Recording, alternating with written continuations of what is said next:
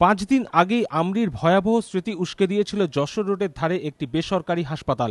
তার রেশ কাটতে না কাটতেই ফের ফিরে এলো আতঙ্কের সেই ছবি। এবার ঘটনাস্থল মেডিকেল কলেজ হাসপাতাল। মঙ্গলবার রাত 10:20 আগুন লাগে কলকাতা মেডিকেল কলেজ হাসপাতালের প্রসূতি বিভাগে। তীব্র আতঙ্ক ছড়িয়ে পড়ে প্রসূতিদের মধ্যেও।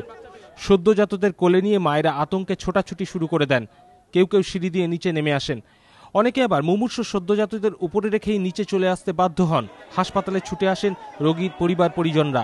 মৃত্যুপুরী আমরির স্মৃতি তখন উঁকি দিতে শুরু করেছে। হাসপাতাল চত্বর জুড়ে আতঙ্ক, আর্তনাদ আর উদ্ভ্রান্তের মতো দৌড়াদৌড়ি। নার্সারিতেই আছে, যেটাই আগুন লেগেছে সেটাতেই আছে। বাচ্চা তো নার্সারিতেই আছে, হয়ে থেকে আছে।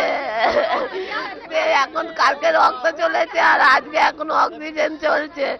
আগুন লেগেছে, পুরো ভোল্টে আগুন লেগেছে নার্সারিতে। তারপর লাগার পর কি করলো? হাসপাতাল কর্তৃপক্ষ সব বাচ্চাদের নামিয়ে দিয়েছিল? না, এখন নামিয়ে দিয়েছে না, আমি লোক নিজে ভাগিয়ে পালিয়ে দিয়ে গিয়ে। ঘটনাস্থলে ছুটে আসে দমকলের 3টি ইঞ্জিন। সবাইকে স্বস্তি দিয়ে ঘণ্টাখানেকের মধ্যে নিয়ন্ত্রণে আসে আগুন।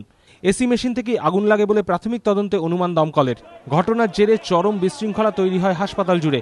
বউবাজার থানার পুলিশ পরিস্থিতি নিয়ন্ত্রণে আনে। কিন্তু কেন বারবার হাসপাতালে আগুন? কতটা সুরক্ষিত হাসপাতালগুলি? আমরিকাণ্ড থেকে শিক্ষা নেওয়ার পরও কি ফাঁক থেকে যাচ্ছে পরিকাঠামোয়? মেডিকেল কলেজের প্রসূতি বিভাগে আগুন ফের উস্কে দিল এই প্রশ্নগুলি। অবশ্য ঘটনা নিয়ে মুখ খোলেননি হাসপাতাল কর্তৃপক্ষ। সুভাষ বৈদ্য, এবিপি আনন্দ, কলকাতা।